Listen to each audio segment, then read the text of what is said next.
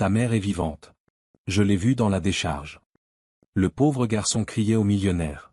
Un millionnaire avait parcouru toute la ville à la recherche de sa mère disparue, sans savoir qu'elle était en train de geler dans une décharge près de la zone industrielle de Calumet, à Chicago, ne tenant à la vie que par un seul fil fragile. Jusqu'à ce qu'un garçon pauvre, pieds nus et en sang, traverse la ville en courant en hurlant une vérité qu'aucun adulte ne croyait. Quand il plaça son pendentif brisé dans la paume du millionnaire, tout changea. Avant de commencer, dites-nous dans les commentaires quelle heure il est et d'où vous nous regardez. Commençons. Rafi n'avait jamais couru aussi vite de toute sa vie. Ses pieds étaient ouverts, en sang, brûlant à cause des bouteilles cassées éparpillées dans les ruelles. Mais il ne ralentit pas. Il ne pouvait pas. La tempête de la nuit précédente vibrait encore dans ses os. Le tonnerre qui avait secoué les vieux toits en métal résonnait encore dans ses oreilles. Et l'image de la vieille femme s'effondrant dans la décharge brûlait derrière ses yeux comme une flamme. 48 heures. C'est tout ce que ça avait été. 48 heures depuis que la ville avait sombré dans le chaos en essayant de la retrouver. Ellen Drake, la mère du millionnaire Leonard Drake, la femme dont le visage apparaissait partout. Des affiches sur les arrêts de bus, des flyers glissant sur les trottoirs, des écrans d'actualité au coin des rues rejoignant la voix brisée de Léonard suppliant qu'on l'aide, et Marina, dans cette même robe couleur vin, implorant. S'il vous plaît, si quelqu'un a vu Ellen Drake, signalez-le immédiatement. Rafi avait tout vu. Tous les enfants des rues aussi. Mais c'était Rafi qui l'avait trouvé. La femme ne ressemblait en rien à quelqu'un qui appartenait à une décharge. Ses boucles d'oreilles en perles, son bracelet brillant malgré la saleté, sa voix tremblante murmurant. Mon Léonard doit être terrifié. Je dois retourner vers lui. Il l'avait reconnu immédiatement. La même tache de naissance que sur les affiches, les mêmes yeux fatigués mais doux, les mêmes boucles d'oreilles que Marina avait montrées lors de la conférence de presse. Puis le voleur était apparu de nulle part. Un homme avait arraché son sac, l'avait poussé si violemment qu'elle avait heurté une benne métallique. Rafi avait crié, mais la tempête avait noyé sa voix. La pluie martelait jusqu'à ce qu'elle ne puisse plus rester debout. Elle avait erré comme un fantôme dans les zones industrielles boueuses, tremblantes, perdant tout. Son téléphone, son argent, même le bracelet GPS avait été arraché lorsqu'elle était tombée près de la décharge. Elle murmurait encore le nom de Léonard. Puis elle s'était effondrée pour de bon. Froide, faible, presque sans respiration, sans téléphone, sans papier, sans moyen d'appeler à l'aide. Et Rafi était resté avec elle toute la nuit, la couvrant avec sa chemise déchirée, la suppliant de se réveiller. Quand le soleil avait frappé son visage, elle n'avait pas bougé. Alors il avait couru. Maintenant il apercevait Léonard dans la rue, grand, furieux, épuisé et Marina à ses côtés, toujours dans la même robe couleur vin vue à la télévision. La voix de Rafi explosa hors de lui comme quelque chose en train de mourir. Monsieur. Monsieur. Votre mère, elle est vivante. Je l'ai vue dans la décharge. Léonard se retourna d'un coup. Son visage se crispa de colère et d'épuisement. Encore? Seigneur, encore un gamin. Rafi se rapprocha en trébuchant. Non, s'il vous plaît. Je dis la vérité. Elle est là-bas. Elle est tombée. Elle ne peut plus bouger. Léonard marcha vers lui et attrapa son épaule. Arrête de me mentir. Tu entends? Arrête d'utiliser ma mère pour de l'argent. Rafi sursauta, mais ne recula pas. Je ne veux pas votre argent. Je veux de l'aide. Sa voix se brisa si violemment que Marina eut un hoquet. La mâchoire de Léonard se contracta. J'ai eu de faux témoignages toute la journée. Des arnaqueurs. Des menteurs. Rafi hurla plus fort que lui, la voix éclatée. Elle s'est fait voler. Un voleur l'a poussée. Elle s'est cognée la tête. Elle a tout perdu, son téléphone, son portefeuille, ses papiers, tout. Elle est restée coincée dans la tempête. Léonard se figea. Une seconde. Une seule seconde. Marina se précipita. Léonard, écoute-le. Mais Léonard secoua la tête, respirant fort. Non. Non, je peux pas. Je peux pas tomber encore dans un mensonge. Les mains de Rafi tremblaient tellement qu'il faillit laisser tomber l'objet qu'il sortit de sa poche, la boucle d'oreille en perles brisée. Exactement celle de l'interview de Marina. Exactement celle montrée sur tous les écrans. Exactement celle qu'Hélène portait le matin de sa disparition. Les yeux de Marina s'écarquillèrent. Oh mon Dieu! Léonard, c'est la sienne. C'est la sienne. C'est moi qui ai acheté cette paire. Le visage de Léonard se vida de tout son sang. Quoi? Qu'est-ce que tu dis, Marina? Mais Marina ne l'écoutait déjà plus. Elle tomba à genoux devant Rafi, lui agrippant le bras si fort qu'il eut un sursaut. Mon ange, s'il te plaît, où l'as-tu vu? Où? Rafi sanglota. Derrière le secteur 3 de Calumet, près du grand conteneur verre écrasé. Elle gelait. Elle tremblait. J'ai essayé de l'aider. Je suis resté toute la nuit. Elle répétait votre nom. Léonard chancela. Mon nom? Rafi hocha la tête, les larmes coulant. Elle disait, mon Léonard ne dort pas quand je ne suis pas là. Mon Léonard me retrouvera. Marina se couvrit la bouche. Oh mon Dieu! Hélène? Hélène? Léonard saisit les épaules de Rafi non pas avec colère, mais avec une terreur brute. Elle est vivante? Dis-moi. Elle respire? Rafi octa. Lentement. Très lentement. Elle ne se réveillait pas. Je lui ai promis que je vous trouverai. Je lui ai promis que je vous amènerai. Marina essuya son visage, la voix tremblante. Léonard, c'est réel. Il ne ment pas. Regarde-le. Léonard regarda. Les pieds de Rafi étaient en sang.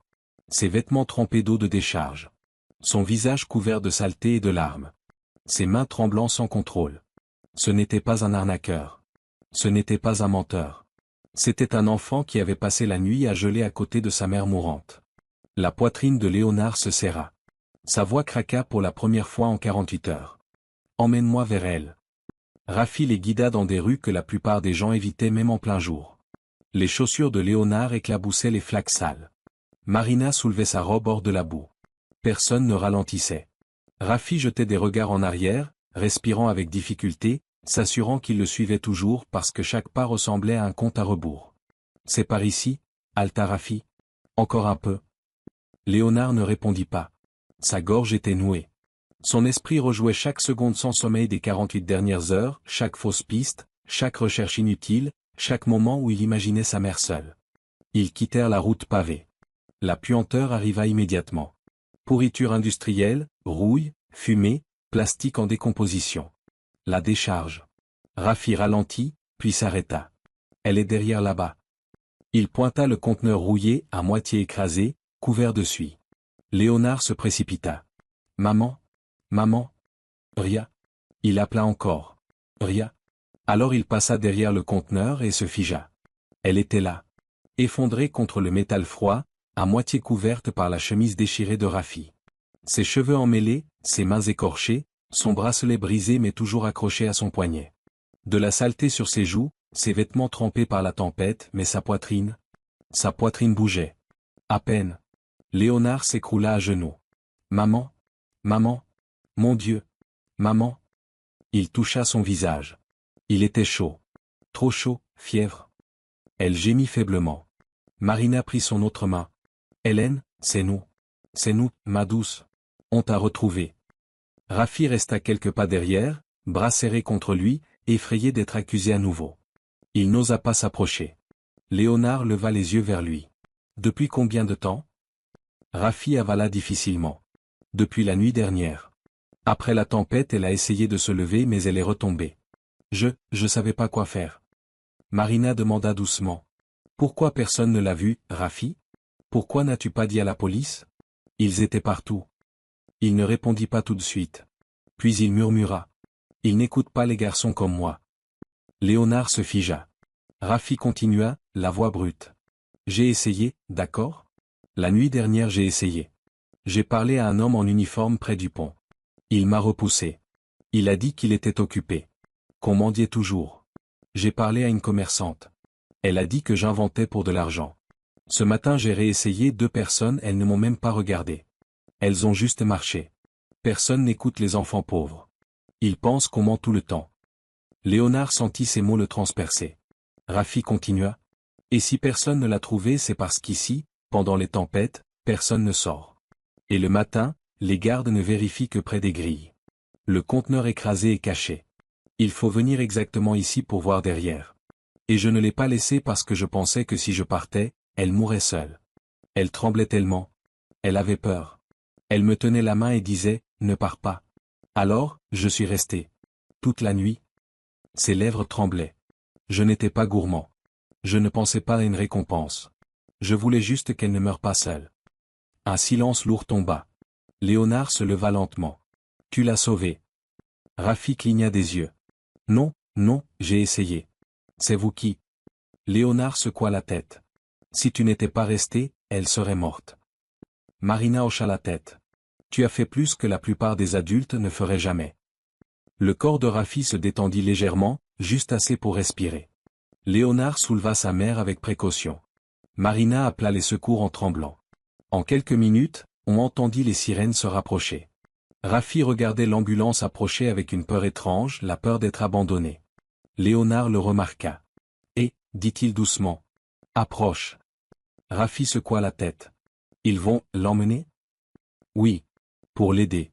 Pour qu'elle se réveille. » Les ambulanciers arrivèrent, placèrent Hélène sur une civière, prirent ses signes vitaux. Pouls faible mais présent. Léonard retint un sanglot. Ils la chargèrent dans l'ambulance. Marina se tourna vers Rafi. « Viens avec nous. Elle voudra te voir quand elle se réveillera. » Rafi recula. « Je peux pas. C'est votre famille. Je suis juste un gamin des rues. » Léonard s'avança. « Tu es la raison pour laquelle ma mère est encore en vie. Tu as été là quand elle n'avait personne. Tu as cru en elle quand personne ne t'a cru. Tu t'es battu pour nous trouver même quand moi je ne t'ai pas cru. » Les yeux de Rafi se remplirent. Léonard se mit à genoux devant lui. « Regarde-moi. Tu n'es rien du tout. Tu viens avec nous. » Rafi hésita, trembla, puis s'approcha. Dans l'ambulance, il s'assit près d'Hélène, lui tenant doucement la main. Ses paupières frémirent comme si elle le sentait. « Je te l'avais promis, » lui murmura Rafi. « Je t'ai dit que je le ramènerais. » Léonard l'entendit, la gorge serrée. « Tu as tenu ta promesse, » dit-il. Les portes se refermèrent. « À l'hôpital, » ordonna Léonard, pour la première fois d'une voix stable. L'ambulance démarra. Emmenant Hélène vers la sécurité. Emmenant Rafi loin de la décharge. Emmenant les trois vers un futur qu'aucun n'aurait imaginé. Rafi regarda la décharge disparaître derrière la vitre. Il n'aurait jamais cru qu'une seule nuit puisse tout changer, mais aujourd'hui, elle l'avait fait. Parce qu'il avait refusé d'abandonner une femme qui murmurait le nom de son fils dans le froid. Il n'avait pas seulement sauvé la mère d'un millionnaire, il s'était sauvé lui-même. Si cette histoire vous a touché, n'oubliez pas d'aimer, commenter et vous abonner. Votre soutien nous aide à donner vie à davantage d'histoires humaines puissantes. Activez les notifications pour ne jamais manquer un nouveau récit émouvant.